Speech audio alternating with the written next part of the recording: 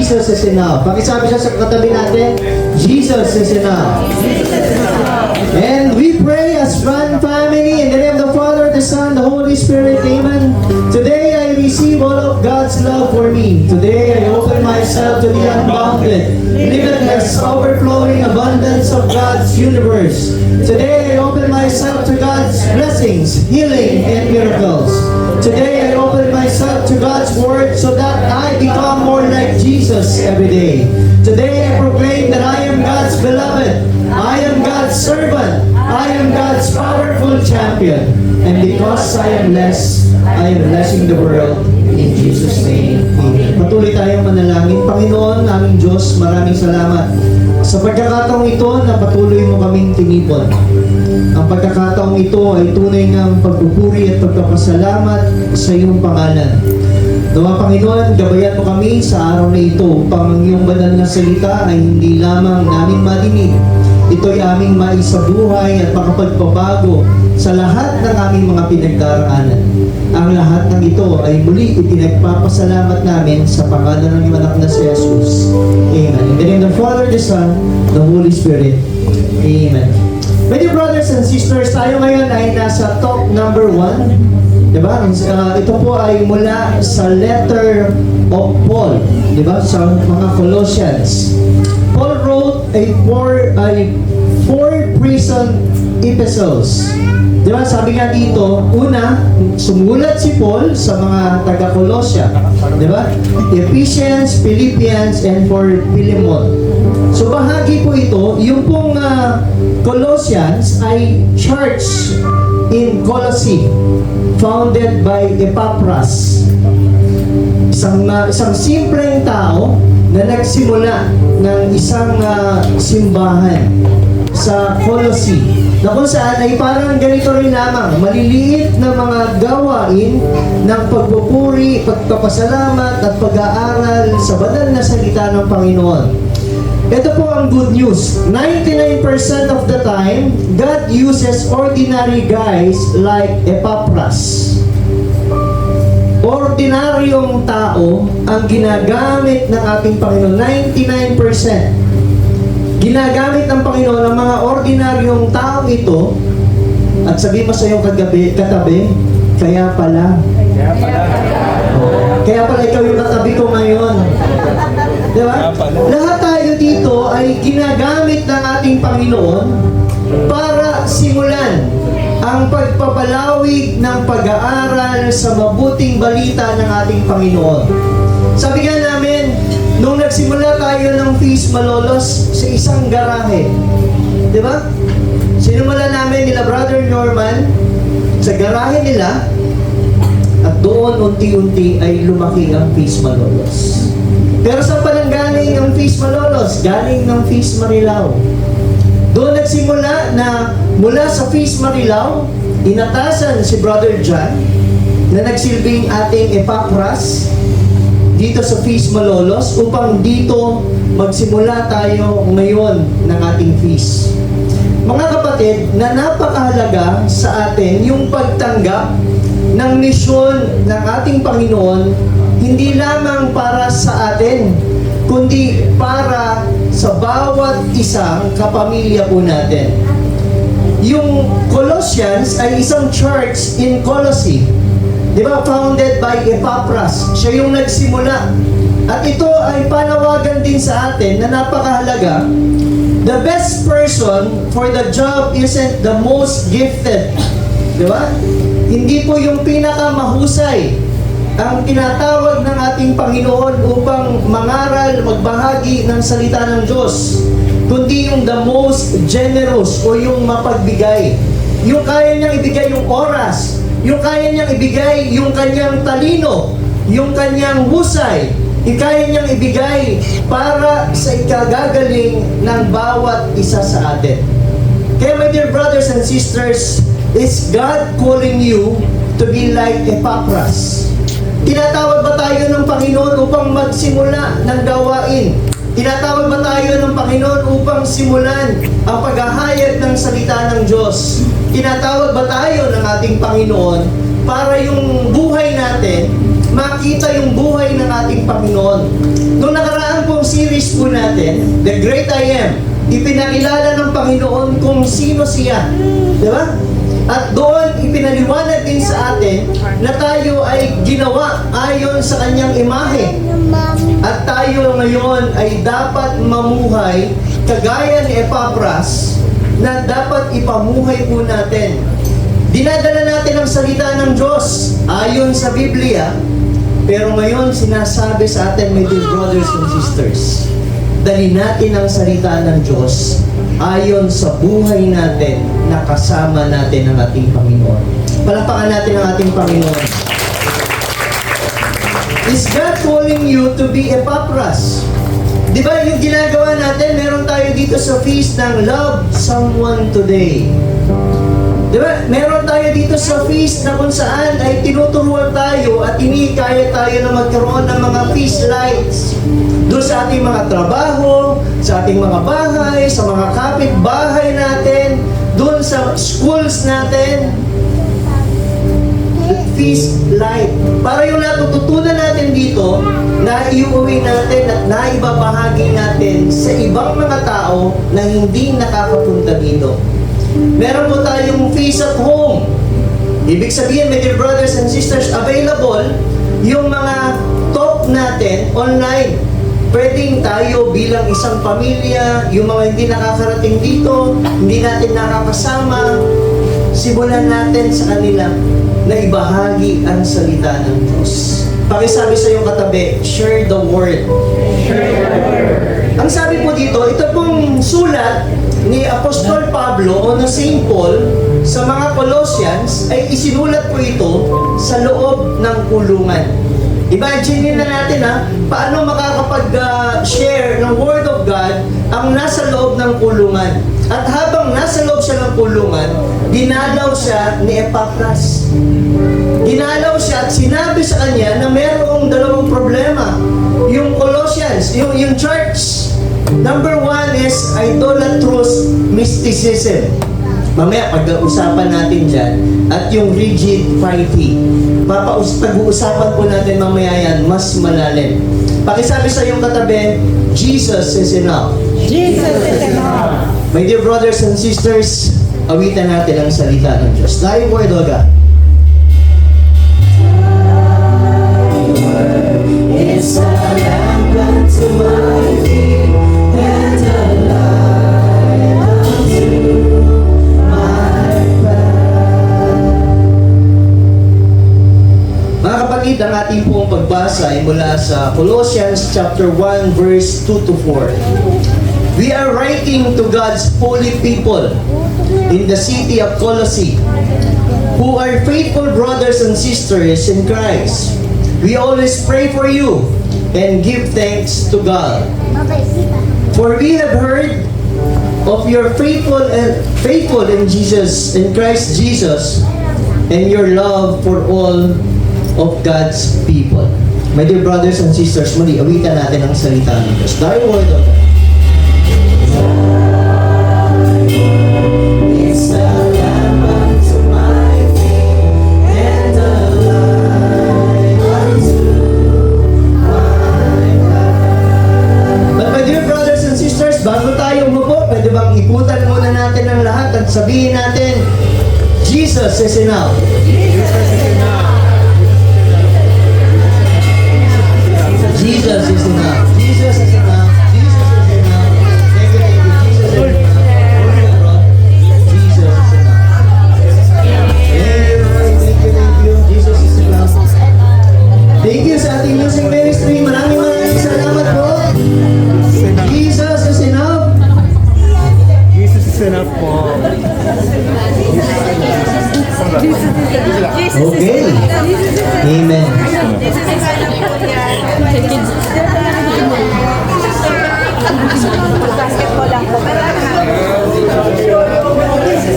Ayan. Muli, palakpakan po natin ang ating Panginoon. Yung malakas na palakpak sa Panginoon. Amen. Minsan, ang sarap gumising sa sikat ng araw. Amen. Nakakatamad din namang bumangon kapag minsan ay nag-uulan. Pero ang lahat ng yan ay plano at bahagi ng ating Panginoon. Kaya, ang sabi po dito, they trust Jesus and they love others. Ito daw po yung mga taga-Kolosya. Sila'y nagtitiwala sa Panginoong Jesus at minamahal nila ang kanilang kapwa. My dear brothers and sisters, pinapaalala po sa atin na sa talk na ito, hindi po one way ang relasyon natin sa ating Panginoon. Hindi po ibig sabihin, tayo at ang Panginoon. Diba? Hindi po yun lamang ang ipinapaalala sa atin. Hindi lamang yung sarili mo at ang relasyon mo sa ating Panginoon ang ating pong pag-aaralan dito. Tanong niyo sa akin, ano pa? Pag-aaralan din natin dito kung ano ang mission mo doon sa relasyon ng ating Panginoon at relasyon mo sa kapwa. My dear brothers and sisters, kung titingnan natin, kaya siya cross. Ang ating Panginoong Jesucristo ay hindi lamang basta ipinako sa krus, kundi yan ay ginawa dahil sa pagmamahal sa atin. Upang tayo ay kanyang tubusin sa pagkakasala. Tingnan natin, my dear brothers and sisters. Ang ating pong relasyon sa ating Panginoon, pataas. Pero kapag ibinalik sa atin ng ating Panginoon ang kanyang sagot, kadalasan ng kanyang sagot, kasama yung pagmamahal sa kapwa. Hindi po maaari na tayo ay patuloy lamang na nagsisimba, sumasamba, pinag-aaralan ng banal na salita, pero hindi tayo nakikipagkapwa. Kapag tayo nagsisimba, palaging merong humilya na nagsasabi sa atin na napakahalaga yung pagmamahal sa ating kapwa. Yung paggalang sa ating mga magulang, yung pagmamahal sa ating mga kapatid, yung pagpapahalaga sa bawat isang pamilya. Kapag tayo umattend ng feast, pinararamdam natin na tayo ay dapat nagmamahal sapagkat tayo ay minamahal ng ating Panginoon. Ang pagtanggap natin ng pagmamahal ng ating Panginoon ay hindi lang para sa atin, kundi ang tinatanggap nating pagmamahal ay para pa rin sa ating kapwa. Sapagkat ang nais ng ating Panginoon ay patuloy tayo bilang isang community na nagmagmamahalan tayo. Panalangin natin yung isa't isa at iyan ang pinakamahalagang aral na ibinibigay sa atin, ang pagtitiwala at ang pagmamahal natin sa ating kapwa. Paul keeps the main thing. Ulitin nga natin, the main thing. Ano ba yung main thing? Ito po, napakalaga na kailangan nating tingnan mabuti before we focus on what's wrong. Focus on what's right and be grateful. Bago nating pagtuunan ng pansin yung problema, tingnan din po natin ng higit na mas malaki yung solusyon. Kung meron man tayong pagsubok sa buhay na kinakaharap, alam natin na meron tayong kakamping Panginoon. Kasama natin si Jesus sa lahat ng bagay at iyon ang dapat nating ipagpasalamat. Merong mali, merong Panginoong Diyos na magtatama. Merong pagkukulang, may Panginoong Jesus na magdaragdag sa lahat ng mga pagkukulang. Meron tayong mga tanong, may Panginoong Jesus na sasagot sa lahat ng mga katanungan natin. Kaya my dear brothers and sisters, focus on what's right and be grateful. Dapat po natin itong ipagpasalamat sa ating Panginoon. Main thing, number 1, trust Jesus. Pakisabi sa iyong katabi, magtiwala ka. Kadalasan po kasi kapag tayo humaharap sa isang problema, ang unang nararamdaman natin, duda. Ang unang nagiging tanong natin, paano? Ang unang naitatanong din natin, bakit?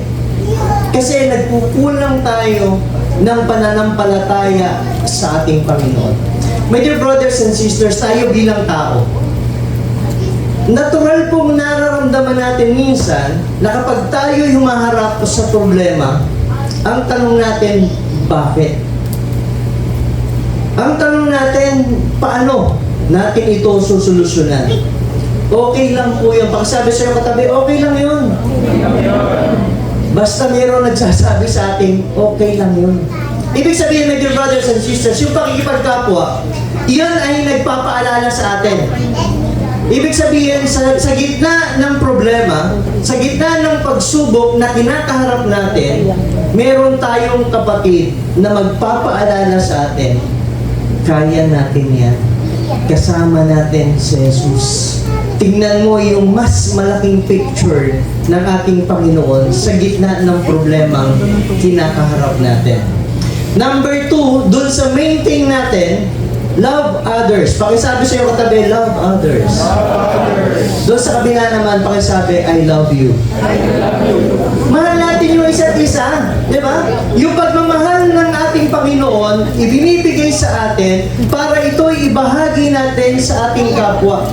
At yung pagmamahal na yun, hindi naman po palaging kailangan ay araw-araw tayong magkasama.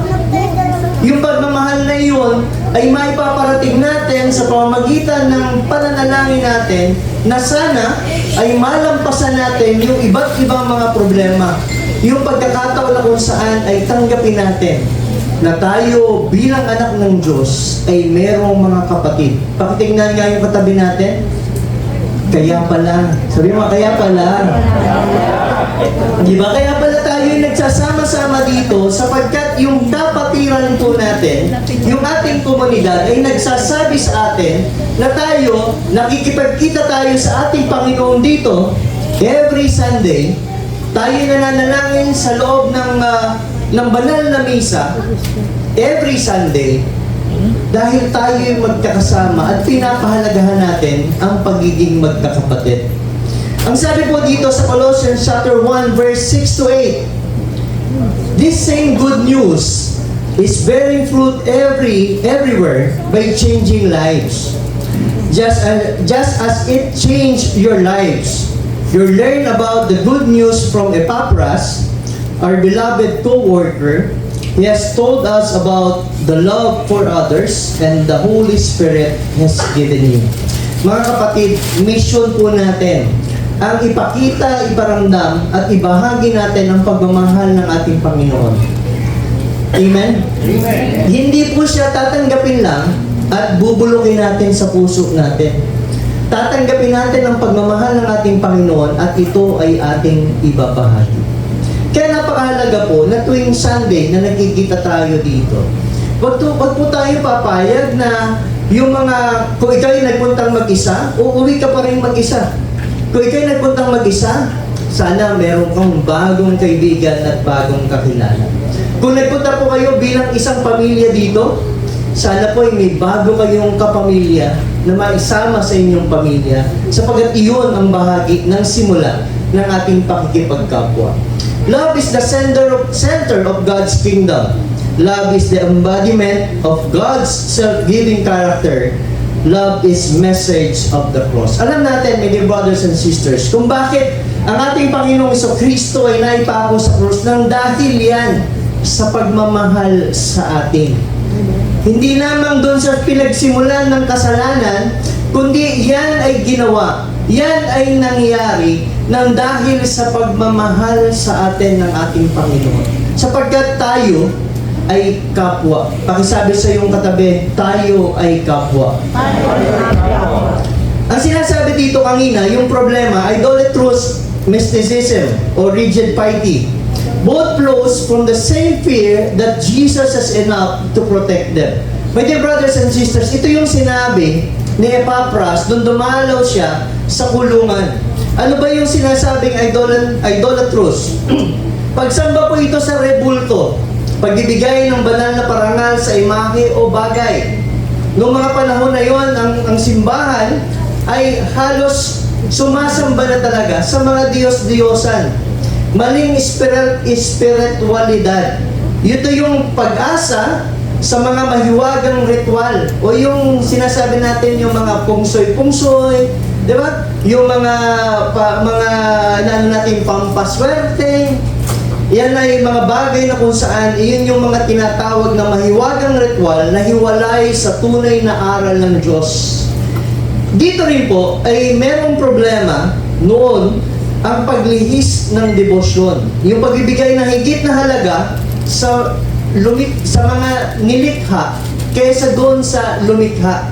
Higit na binibigyang pagpapahalaga yung mga Diyos-Diyosan kaysa sa ating Panginoong Diyos. Kaya napakahalaga, tinitingnan din po natin yung mga bagay na yan na kung saan ay nangyayari rin sa mga panahon ito. Ito yung matigas na kabanalan. Anong ibig pong sabihin, my dear brothers and sisters? Yung pagiging labis na istrikto sa gawaing pangrelihiyon. Nararanasan din po natin yan. Ito yung mahigpit na debosyon o kawalan ng luwag o sinasabi na natin na higit na pinapahalagahan ang relihiyon kaysa sa pag-ibig sa kapwa. Pinapaalala sa atin yan, my dear brothers and sisters, na dapat tayo bilang mga Katoliko, sumisimba tayo, bahagi ng ating relihiyon, subalit pinapaalala sa atin na doon sa ating pagsimba, tinatanggap natin ang ating Panginoon, hindi lamang para sa atin, kundi para sa ating kapwa, upang tayo'y higit na mapagmahal. Get to know the greatness of Jesus. Pinakilala sa atin ng ating Panginoon noong nakaraan, kung sino at kung paano tayo higit na nabubuhay. Ang sabi dito, Paul's poem is Colossians is divided into two parts. Number 1, what Jesus did in creation, and number 2, what Jesus is doing in the new creation. Narito po ang sinasabing tula mula kay Paul o kay Pablo. He is the image of the invisible God, the firstborn of all creation. For in Him were created all things in heaven and on earth, the visible and the invisible, whether thrones or dominions, or principalities or power. All things were created through Him and for Him. He is before all things, and in Him all things hold together. Basahin natin sa Tagalog. Ito yung likas at gawain ni Kristo. Si Kristo ay larawan ng Diyos na di nakikita. Si Kristo ang kanyang representasyon dito para sa atin. Siya ang panganay na anak at pangunahin sa lahat ng nilikha. Sapagkat sa pamamagitan niya ay nilikha ang lahat ng nasa langit at nasa lupa, nakikita man o hindi, pati ang mga espiritual na kapangyarihan, paghahari, pamamahala at pamumuno. Ang lahat ng nilikha ng Diyos ay sa pamamagitan niya at para sa Kanya. Siya ang una sa lahat at ang buong sansinukob ay mananatili nasa kaayusan sa pamamagitan niya. My dear brothers and sisters, ang sulat na ito para sa mga taga-Colossians ay sulat din para sa ating lahat. Sinasabi ni Paul ngayon, bahagi ng kanyang sulat ay para sa atin. Pakisabi sa iyong katabi, para sa atin. Part 2, what Jesus is doing in the new creation. Ito naman po ang ibinabahagi sa atin. He is the head of the body, the church. He is the beginning, the firstborn from the dead. And in all things, He Himself might be preeminent. For in Him, all the fullness was pleased to dwell, and through Him they reconcile all things for Him, making peace by the blood in His cross, through Him, whether those on earth or those in heaven. Kung titingnan po natin, my dear brothers and sisters, siya ang ulo ng iglesia. Siya ang ulo ng iglesia na kanyang katawan. Siya ang pasimula, siya ang panganay na binuhay mula sa kamatayan. Mula siya maging pangunahin sa lahat sapagkat minarapat ng Diyos na buo niyang kalikasan ay manatili sa anak. My dear brothers and sisters, Diyos na ang lahat ng bagay. Kapayapaan sa kapamamagitan ng kanyang dugo, ang kanyang anak na inyalay sa krus. Krus na ibinigay sa atin. Krus na palagi po nating kasama para isama tayo sa kanyang journey. Jesus is enough. Si Jesus ay sapat na. My dear brothers and sisters, ang krus ay bahagi ng ating buhay. Ang krus na ito hindi lamang basta siya simbolo. Ang pinagdaanan ng aming pamilya nitong mga nakakaraang linggo ay hindi siya ganun kadali. Nagduda, nagtanong kung bakit, kung paano. Dumaan kami sa pagdududa, kakayanin ba namin kung hindi namin kasama si Kristo? Ang tanong na yon ay hindi naman doon nagtapos. Ang tanong na yon ay nagsimula. Kaya sinasabi natin kanina, kung merong tanong, good news yun. Sapagkat doon ka magsisimula sa isang journey na kasama mo na ang krus, kasama mo na si Jesus. Pero hindi po ako makakapagkwento ng mas malalim doon sa pinagdaanan. Kaya nais po namin ibahagi sa inyo bilang isang pamilya ang ating pong sharer ngayon. Palakpakan po natin, Sister Princey Santos.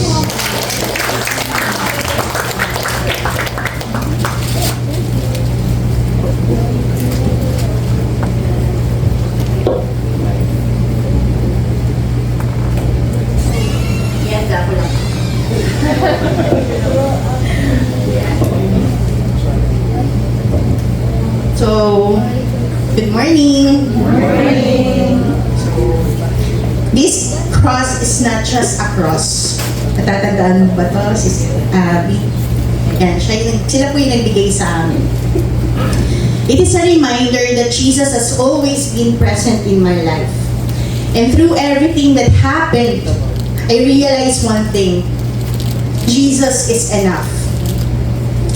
So last July 17, pumunta po ako sa ubi ko for my annual check-up. Pap smear and breast examination because I felt something unusual. So my OB advised me to have a breast ultrasound for peace of mind, diba? Lalo na sa mga kababaihan. So I had it done. While I was lying there, napansin kong matagal siyang chine-check up. Ang tagal. Nakahiga ako doon, kinabahan ako. Hindi ko alam kung ano yung nakita nila. But I quietly prayed. Sabi ko, Jesus, samahan mo ako. Please don't leave me.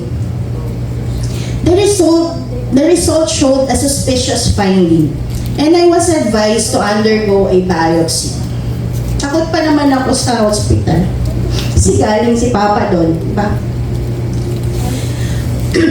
When my surgeon checked me, he told me that I needed an operation. At that moment, I cried. For 3 days, I was filled with fear, anxiety, and uncertainty. Lutang ako. In other words, hindi makapag-focus at gabi-gabi ako umiiyak. Honestly, I was afraid to tell people. Natakot ako na baka pag-usapan ako at ipagkalat yung pinagdadaanan ko. Until one day, nag-usap kami ni Elmer. Sabi ko, ayoko pa mamatay, Dad. But deep inside, I prayed. Sabi ko, my Lord, marami pa akong gustong gawin. Kung ano pa yung ipapagawa mo sa akin, gamitin mo po ako. I still want to serve you. Help people and disciple people. Gamitin mo po ako, Lord. So Elmer reminded me that whatever happens, haharapin namin ito bilang pamilya kasama si Jesus. So we pray, not only for healing, but for the right doctors, right decisions, strength, peace, and even the finances we would need. Kasi hindi rin po biro yung amount. And slowly, God showed us that He has already preparing everything. One step at a time, day by day. Then came the hardest part. Kakausapin namin si Fiona. Kasi wala pa siyang kaalam. Alam kong mag-aalala siya, and yes, we all cried. Nag-iiyakan kaming tatlo sa isang table. But instead of allowing the fear to take over our home, we prayed as a family. We held on to each other and reminded one another that whatever happens, Jesus is with us. Sometimes, we cannot protect the people we love from every difficult situation, but we can teach them where to run when life becomes difficult. And we run to Jesus. Originally po, August 8 yung operation ko. But I asked my doctor if we could move it because I really wanted to attend the Jewels conference, the prayer gathering, yearly yun, ng the feast. Thankfully, pumayag siya and okay din yung mga doctors that time. I surrendered everything to Jesus. Brother Bo personally prayed for me, and I also asked the people in the class I attended to pray for me. And in that moment, I felt the Holy Spirit. Parang sinasabi ni Jesus sa akin, anak, hindi ka nag-iisa. Then came August 12, Operation Day. We prayed and prayed and prayed some more. Before the operation, I prayed my favorite worship song and surrendered everything. My fear, worries, the operation, the doctors, and most importantly, my life to Jesus. After about 1.5 hours, the result came. Benign. Benign. Praise God! Thank you, Lord. My doctor was also amazed and said, God is amazing. God is so good. Mahal at malakas kayo kay Lord. Thank you, Lord. And yes, God is amazing. I remember seeing something from St. Charbel that deeply touched my heart. Sabi, where faith is strong, God's miracle happens. And I believe that. Faith doesn't mean we will never be afraid. It means that even when we are afraid, we choose to trust God. Looking back, Jesus was there through every moment. Nung natatakot ako, nung umiiyak ako, nag-overthinking ako, lahat na yata ng naisip ko, sabi ko, paano na sila pag nawala ako? Wala na magluluto sa kanila. Pero hindi nga, Sai, takot na takot mo ako. I was afraid to tell people. Hindi ko alam kung bakit. Saka yung pagsabi kay Fiona, sobrang worried ako. So, when our family cried and prayed together, when I was preparing for surgery, Jesus was there. Hindi po niya kami pinabayaan. And when we learn to accept our situation and surrender everything to God, we can continue our mission. We continue serving. We continue praising God. We continue loving people. We continue discipling people. Because our lives are not meant to stop because of fear.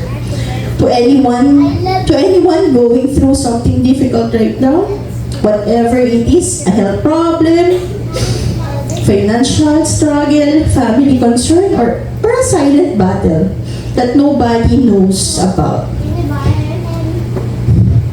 Please don't face it alone. Invite God into your situation. Talk to Him.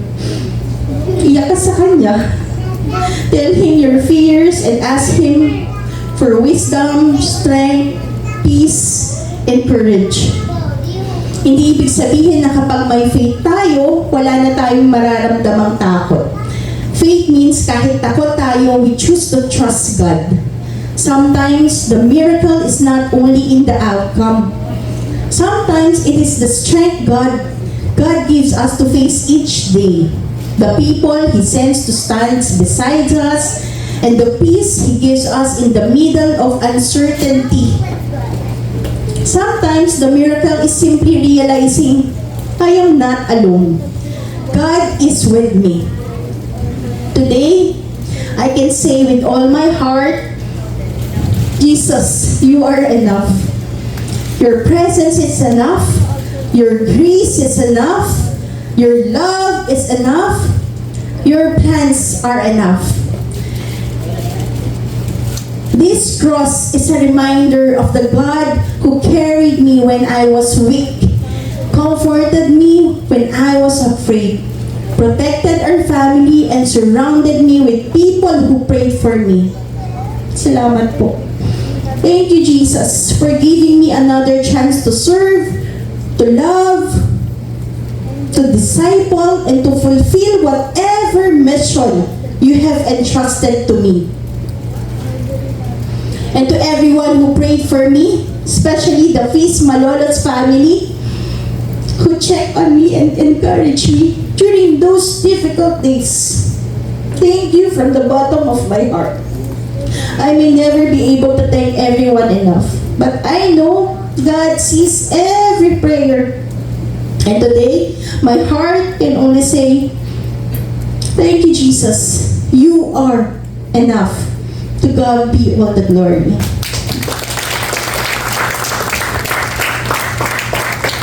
Palakpakan po natin ang ating Panginoon. Yung cross namin, yun, galing kala Abby, meron din akong na-cross para sa akin. Kasama namin ito, regalo rin lang sa amin. Jesus is enough. My dear brothers and sisters, kagabi, dagdagan ko lang ng konting sharing. Kagabi, nakita ko yung kanyang ginagawa, yung script o yung sharing ni Francie sa akin, sa atin. Ayan. Nakita ko yung July 17, habang nagkagwentuhan kami, umiyak ako. Tanong niya sa akin bakit? Yung July 17, first timer kami ng Feast Marilao. Almost 16 years ago, first timer kami ng Feast Marilao. Yun yung July 17 na-encounter namin si Jesus Christ sa Feast Marilao, Cinema 2. Ligaw din kami nun. Wala kaming mapuntahan, pero itinuro kami ni Lord dun sa feast. And my dear brothers and sisters, yung mga bagay na yun, napakalaking tinatanaw namin pasasalamat sa ating Panginoon. Nung sinabi ni Francis sa akin, Daddy, ayoko pang mamatay. Hindi ko alam kung ano yung sasabihin ko. Hindi ko alam kung paano ko siya papagaanin yung pinagdaraanan niya. Napapasin ko ilang gabi nang hindi makatulog. Tapos nung sinabi sa amin ni doktor na suspected na malignant, na kailangan natin dumaan sa operation, kailangan natin daanan lahat ng mga bagay. And my dear brothers and sisters, mabigat sa amin. Sabi ko nga, para lang gumaan tayo ngayon. Nung sinabi ni Francie na, Daddy, ayoko pang mamatay, sa loob-loob ko lang. Pag namatay ka, malamang mamatay din kami kasi wala kaming makakain. Wala mag-aasikaso sa amin. Wala kaming makakasama. Paano kung yung pinagkukuhanan mo ng lakas ng loob, siya yung mahina? Yung pinagkukuhanan mo ng inspirasyon, siya yung madilim yung pananaw. But Christ is enough. Jesus is enough. Kasi ipinakilala niya sa amin yung mga tamang tao. Ipinakilala niya sa amin yung mga tamang doktor, tamang tao na mananalangin at dapat naming makausap. Jesus is enough. Sapagkat ibinigay niya sa amin yung tamang pagkakataon. Jesus is enough sapagkat ibinigay niya sa amin yung mga tamang desisyon at pananaw sa buhay. Tamang mga aksyon, tamang mga pagtatama. Ibig namin sabihin, my dear brothers and sisters, napakahalaga ng isang community. Kaya ito ay higit namin ipinagpapasalamat sa ating Panginoon. Jesus is enough para ang bawat aral sa bawat linggo ng pagpunta natin dito ay patunay na kasama natin si Jesus every Sunday, every day. Kasama natin si Jesus sa mga nakakatabi natin dito bawat araw, bawat Sunday sa Feast of Others. Hindi po biro yung pinagdaraanan. Mabigat daanan po ito kung kami lamang. Pero naging magaan sapagkat kasama namin ang pamilya ng Feast of Others. My dear brothers and sisters, kung meron kang pinagdaraanan ngayon, kung meron kang tanong ngayon, kung meron kang nais sabihin sa ating Panginoon, ito ang panahon, ang tamang panahon para kausapin natin si Jesus.